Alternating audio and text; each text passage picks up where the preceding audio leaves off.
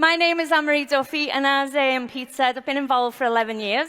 I work the business with my husband, Lee, and oh my God, I'm out of breath. How can you be out of breath signing your name? So when we got introduced, I was a biomedical scientist, Lee was a contract sales manager, and I received a text message off Claire Fox, and it was the guinea pig message. 11 years ago, the guinea pig message. I said yes, didn't know what she was on about, but I thought I'll help her. And we started as customers. You know, I was always tired, always struggling with me weight and stuff. We just got started on products, not interested at all in the business, especially standing on stage. But, you know, people just wanted to know what we were doing, so we just kept referring people to Claire and Dan. And Claire said, you actually qualify for discount, but you've got to come along to a meeting.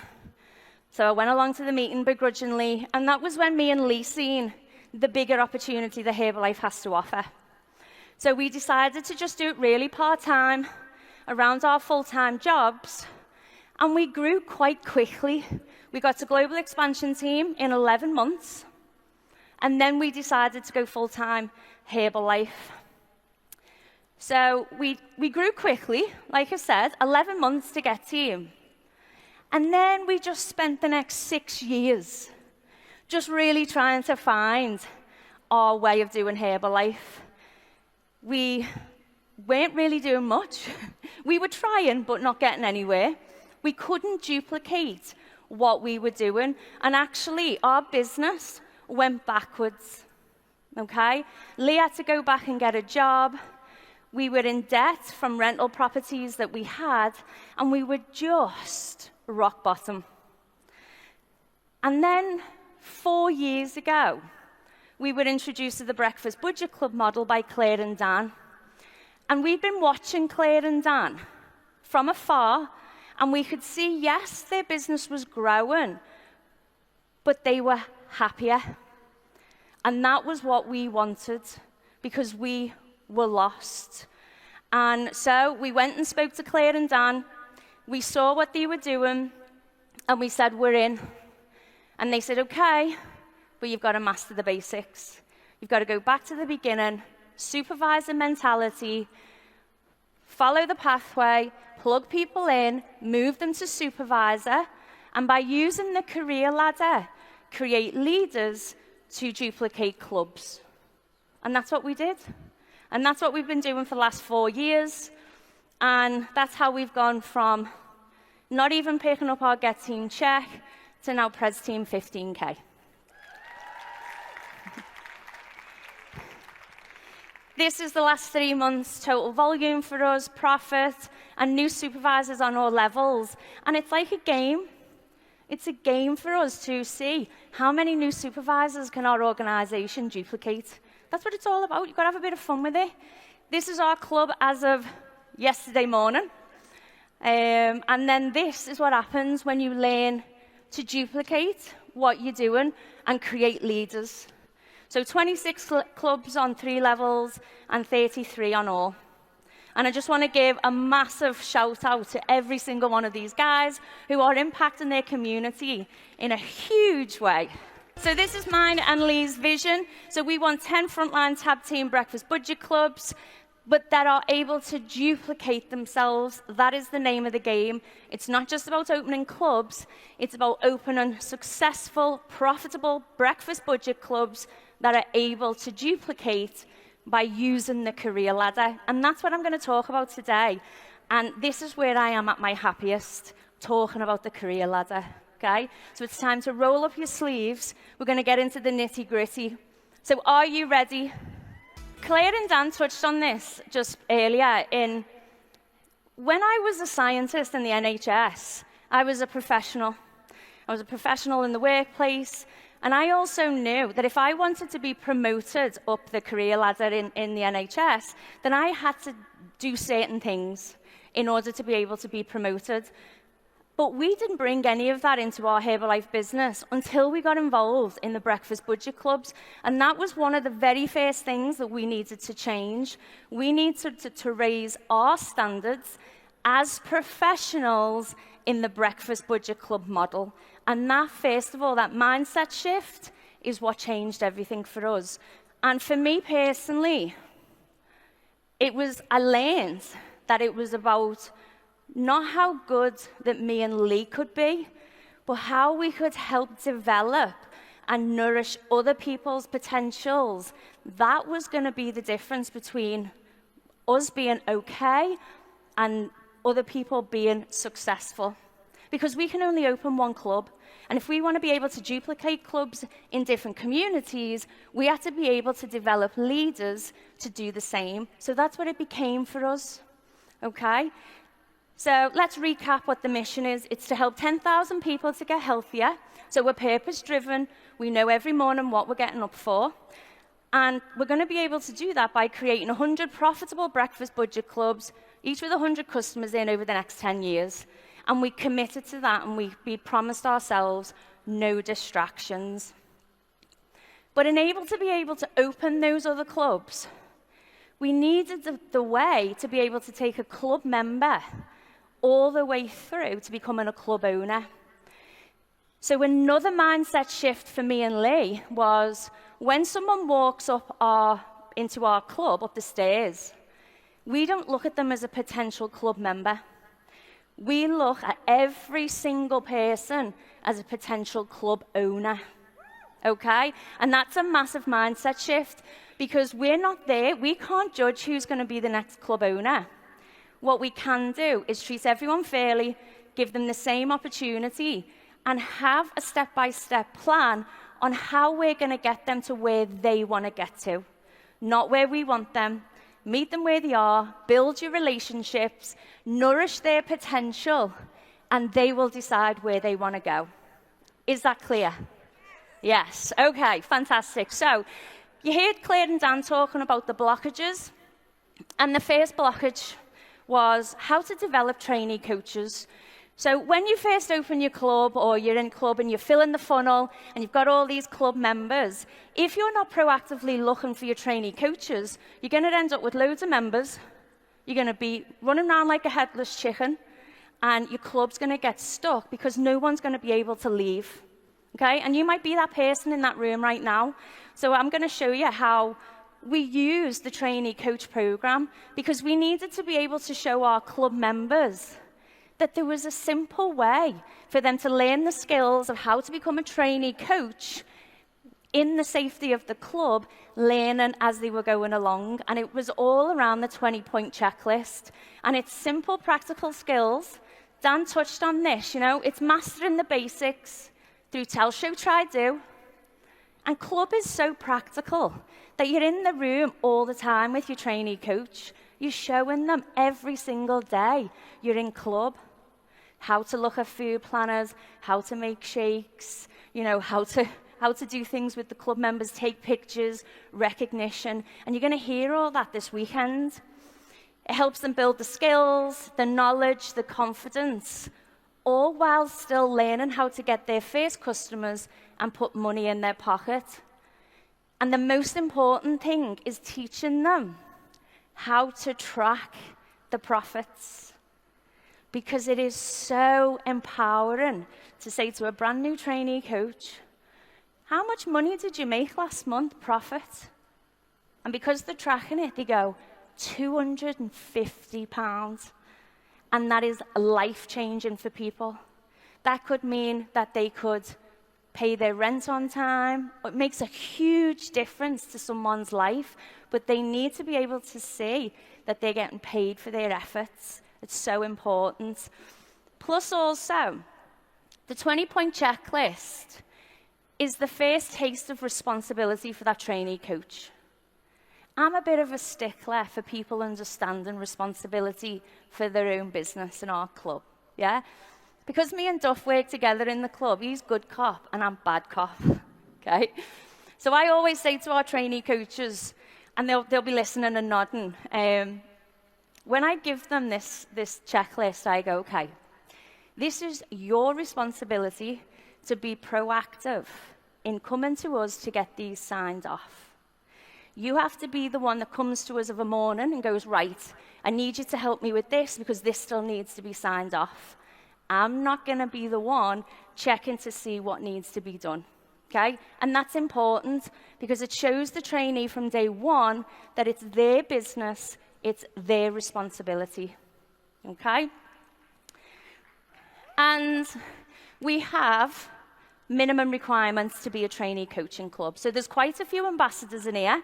So you might want to take a picture and go and have a little think about this. But these are the minimum requirements. 1 full shift a week. In our club, we're open 6:30 till 11. Or you can do 2 half shifts, and that's down to having a conversation with the club owner. Plug it into the Weekly Coaches Academy, because that's your night school. That's where you're going to learn. You're learning the practical skills in club, but you're also going to learn on the academy. And you are still needed and required to do your minimum 3 visits a week. But you are still allowed to use the heart to collect to get your free visits. That's important. Just because you're a trainee coach doesn't mean you start coming in once a week. Okay? And another thing is when you're a trainee coach, please, we've had trainee coaches in the past who've said, okay, I've got this person and they want to book in for a wellness evaluation, but I'm in work the times they can do, so can you do it? And they nod as if I'm going to agree. And I go, no chance. I'm not doing it. Be solution-driven. I say to them, you've got to think of, you're going to have to go back to that person and work out when you're going to be able to come in to do that wellness evaluation yourself. I'm not here to build your business. Okay? And the same goes for the reviews. So the second blockage is, okay, we got really strong on activating trainee coaches. And Lee's going to cover that tomorrow in more detail. Really strong. So we've got all these trainee coaches building their club members in our club. And then you go, well, hang on a minute. They don't want to break away and open their own club. So you kind of now have got really strong trainee coaches, but no one's willing to break away, and your Club 100 is coming up quick, yeah? Because you've only got space for 100. And that's what Claire and Dan touched on, is when then there was a few little amendments, and that's when the Nutrition Club career ladder evolved. And one of the first things that we used as a gauge was when a trainee coach gets up to 10 to 15 club members in your club, it's like a little flag comes out. Time to have a conversation, yeah? Because then we need to sit down with the trainee coach and go, right, when you started, you said this was your intention. Now we need to know, has it changed? Do you now see yourself as a club owner, or do you still want to stay as a trainee coach?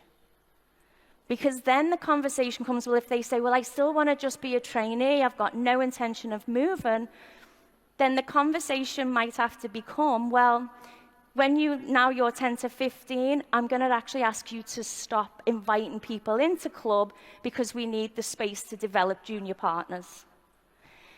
And there's a club owner in here. I've just seen her. We had that conversation. It's Debbie Cooper. She's at the back. And she was building away. She was an amazing trainee in club. She had team. She had trainee coaches underneath her. And we were looking at these circles and these club members. And I was like, Debs, what's the vision? She was like, I'm happy just being a trainee coach. And I said, okay, we're going to have to stop inviting now, Debs. And I remember she was like, you can't stop me inviting. I went, I can. And we laughed about it. And I said, so you've got 2 days to go away and think, and you come back to us and tell us what your next vision is. And now she is the proud club owner of Feel Good Nutrition.